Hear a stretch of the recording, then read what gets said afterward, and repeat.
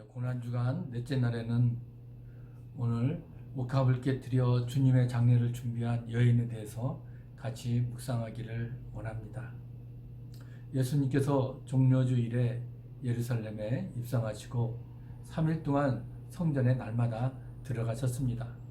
첫째 날에는 성전을 둘러보시기만 하셨고, 둘째 날에는 이제 성전 청소를 하셨으며, 셋째 날에는 성전에 들어가 미랄의 교훈을 하시고 사람들과 변론을 하셨습니다.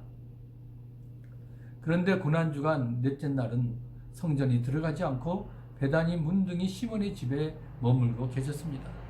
이날은 성사자들은 침묵의 날 혹은 안식의 날이라고도 합니다. 십자가의 큰 사역을 앞두고 쉬셨다는 것입니다. 베다니 문둥이의 시몬의 집에서 식사를 하실 때였습니다. 한 여자가 옥합을 깨뜨려 향유를 예수님의 머리에 부어드렸습니다. 이 장면은 우리에게 고난주간에 어떻게 할지를 가르쳐주고 있습니다. 이름이 알려지지 않은 여자는 옥합을 깨뜨렸습니다. 요한복음 12장에서 이 장면을 유월절 엿새 전에 나사로의 동생 바로 마리아라고 기록하였지만, 마태복음 26장에는 본문과 일치하게 베다니아에 있는 나환자 시몬의 집이라고 표현하였습니다. 본문과 일치하게 베다니아에 있는 나환자 시몬의 집이라고 표현했는데, 그 장소가 다르게 표현하고 있지만 우리에게 중요한 것은 한 여자가 옥합을 깨뜨려 바로 주님의 장례를 준비했다라는 그 사실입니다. 이는 상징적으로 예수님에게 몸을 깨뜨려서 우리를 구원하신다는 것과, 우리도 자신의 몸을 깨뜨려 주님의 고난에 참여해야 된다는 그런 의미를 오늘 우리에게 가르쳐주고 있는 겁니다. 옥합을 깨뜨려야 향기가 나듯이 우리의 진정한 헌신을 통해서도 향기가 나는 것입니다. 예수님께서 그래서 오늘 그가 내게 좋은 일을 하였느니라, 그는 힘을 다하여 내 몸에 향유를 부어 내 장례를 미리 준비하였느니라, 내가 진실로 너희에게 이르노니 온 천하에 어디서든지 복음이 전파되는 곳에는 이 여자가 행한 일도 말하여 그를 기억하리라고 오늘 말씀하신 겁니다. 여기서 오늘 우리가 기도할 제목을 세 가지를 발견하기를 원합니다. 먼저는 주님께 좋은 일을 하는 그런 성도가 되기 위해서 기도합시다. 주님께 좋은 일이 무엇이겠습니까? 바로 주님을 기쁘시게 하는 일입니다. 주님을 위해서 몸을 깨뜨릴 수 있는 일, 좋은 일이라는 거예요. 두 번째는 하나님께 향기로운 사람이 되기 위해서 기도해야 된다는 것입니다. 주님과 이웃을 사랑하는 것이 바로 향기로운 삶이에요. 이제 세 번째는 주님의 장례를 준비하는 삶을 위해서 기도하자는 겁니다. 마지막 순간까지 주님을 따르고 섬기는 것이 주님의 장례를 준비하는 삶입니다. 우리는 이를 위해서 기도해야 될 것입니다. 한 여자가 예수님께 부어드린 향유는 인도산 신문에서 짜낸 고급 향유입니다. 그 당시에 노동자의 하루 품값이 한 데나리온이었는데 적어도 300데나리온 이상을 받을 수 있는 명품입니다. 그렇게 비싼 향유를 예수께 부어드린 여자는 예수님께 대한 사랑과 헌신을 보여준 겁니다. 그녀는 자기 머리털로 예수님의 발을 씻어 경의와 복종을 표현한 것입니다. 머리는 인간의 근본 주체성의 상징입니다. 머리를 드는 것은 우월감을 나타내고, 머리를 숙이는 것 존경과 복종을 의미합니다. 머리 위에 있는 머리털로 발을 씻어드리는 그 여자에게서 참된 헌신을 볼 수가 있는 겁니다. 그는 최고의 하나님께 최상의 것을 드렸습니다. 이 일이 있고 나서 고난주간이 이제 절정에 이르게 됩니다. 본문에는 이름이 알려지지 않은 한 여자는 예수님의 죽음에 임박해 오고 있음을 감지한 것입니다. 여성 특유의 육감이라는 것과 영적 예감이 발동한 것입니다. 지금 바로 하지 않으면 나중에 한이 될 것 같았습니다. 꼭 그렇게 하고 싶은 일을 한 것입니다. 이것이 그녀가 드리고 싶은 사랑이었다는 겁니다. 그런데 그녀는 주님에게 최상의 사랑을 드리고 봉변을 당하였습니다. 어떤 사람들이 화를 내어 서로 말하되 어찌하여 이 향유를 허비하는가? 이 향유를 300데나리온 이상에 팔아 가난한 자들에게 줄 수 있었겠다도 하여 그 여자를 책망하느니라고 오늘 말하고 있습니다. 여기서 어떤 사람들, 바로 예수님의 제자들 모두를 가르치고 있습니다.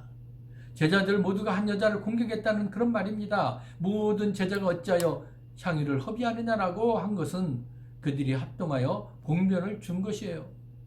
요한복음에 보면 구체적으로 제자 중 하나로서 예수를 잡아줄 가룟 유다가 말하되 이 향유를 어찌하여 300데나리온에 팔아줄 가난한 자들에게 주지 아니했느니라. 바로 가룟 유다가 그렇게 말했다고 합니다. 나중에 사도 요한도 이렇게 얘기했어요. 이렇게 말하면 가난한 자들을 생각함이 아니요 그는 도둑이라 돈깨를 맞고 거기 넣는 것을 훔쳐감이리라라고 그렇게 또 평가했습니다. 그는 가난한 자들을 위하는 것이 아니라 가난한 자들을 위해 쓰여야 할 돈을 훔쳐왔다는 것입니다. 유다는 자기가 훔칠 돈이 들어오지 않는 것에 화가 난 것입니다. 적반하장입니다. 도둑이 매를 든다는 뜻입니다. 좋은 일을 한 사람이 잘못했다는 꾸중을 듣고 있는 겁니다. 돼지가 진주를 짓밟고 있는 경우입니다. 부정한 인간이 숨겨놓은 사람을 혼내고 있습니다. 믿음 없는 자가 믿음 있는 사람을 심판하고 있는 겁니다. 기복신앙이 은혜를 짓밟습니다. 불순이 순수를 깨뜨립니다. 한 여자의 행한 일은 교회가 지녀야 할 거룩한 가치입니다. 우리는 고난중간에 그녀의 헌신을 배워야 됩니다. 마리아는 제자들로부터 이런 꾸지람을 들었습니다. 그가 드린 향유가 너무 비싼 고가라는 거예요. 그 여자의 하는 일이 너무나 어리석고 살에 깊지 못한 짓으로 여겼습니다. 쓸데없는 낭비로 본 것입니다. 주님을 향한 사랑과 헌신의 의문을 품는 사람은 언제나 있었습니다. 지금도 있습니다. 그들은 주님께 대한 사랑과 헌신을 이해하지 못하고 있습니다. 그러나 한 여자는 이 세상의 누구보다 예수님을 사랑하고 그분에게 드리는 것 아무것도 아깝지가 않았습니다. 주님께서 제자들을 향해서 뭐라고 해요? 가만두라. 너희가 어찌하여 그렇게 그를 괴롭게 하느냐? 그가 내게 좋은 일을 하였느니라. 책망하신 거예요. 좋은 일을 한 여자가 제자들로부터 괴롭힘 당하는 것을 보신 것입니다. 예수님께서 인정하시는 사람이 비난과 공격의 대상이 되고 말았습니다. 성도는 좋은 일을 하고 비난을 받으면서 지켜나가야 되는 것입니다. 거룩한 소수가 불결한 다수 때문에 힘들 때도 있습니다. 그러나 주님을 사랑하는 일은 중단할 수가 없는 거예요. 그녀는 마음을 다하고 성품을 다하고 힘을 다하여 주님을 사랑한 성도의 모델이라는 겁니다. 내가 진실로 너희에게 이르노니 온 천하에 어디서든지 복음이 전파되는 곳에는 이 여자가 행한 일도 말하여 그를 기억하리라 하시니라고 말씀하신 겁니다. 예수님은 복음이 온 천하에 전파되어야 된다라고 말씀하신 겁니다. 복음이라는 것은 좋은 소식이라는 뜻입니다. 기쁜 소식이 복음입니다. 좋은 소식이라고 모두가 복음은 아닙니다. 복음은 하나님이 보내신 소식입니다. 복음의 핵심은 바로 예수님의 탄생부터 그가 우리를 위하여 죽으시고 다시 살아나셨다는 소식입니다. 노예 상태에서 자유의 방으로 죄를 범한 인간을 용서하신다는 하나님의 기쁜 소식이라는 겁니다. 복음은 바로 죄인을 위한 복음입니다. 약자를 위한 복음입니다. 이 세상에 어느 누구도 복음을 믿을 수 없는 사람은 없습니다.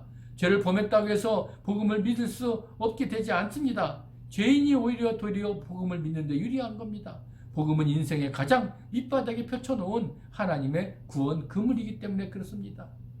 삶의 외형보다는 삶의 질이 중요합니다. 그녀는 값비싼 향유가 담긴 옥합을 깨뜨렸어요.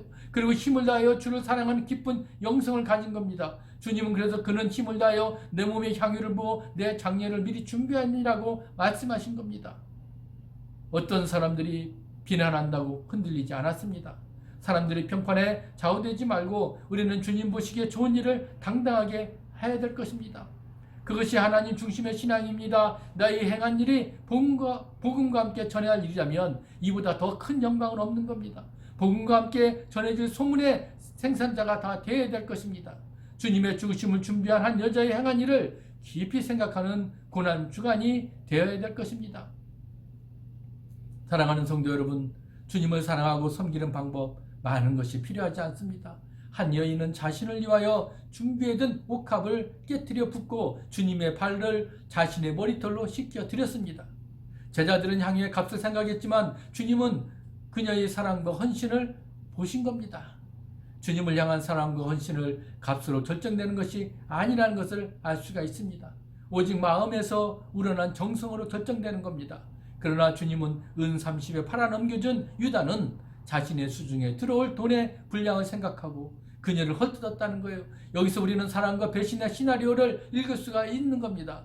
주님에게 향한 사랑과 배신은 물질이 아닙니다. 마음으로 결정되는 겁니다. 내가 얼마나 주님을 사랑하느냐에 따라서 가장 귀한 것을 드릴 수도 있고 빼앗을 수도 있습니다. 주님을 사랑하는 여인은 자신을 깨뜨려서 모든 걸 드렸습니다. 그러나 주님을 배신한 유다는 자신을 위하여 모든 것, 바로 돈을 빼앗았습니다. 이제 고난주간 넷째 날입니다. 주님께서 침묵하신 날이고 쉬신 날에 우리는 자신을 깨뜨려 주님께 드리는 이 마리아와 같은 그런 마음을 가지고 오늘도 내가 주님께 드릴 것이 무엇인지를 한번 묵상하면서 지낼 수 있기를 주님의 이름으로 간절히 축원합니다. 아멘.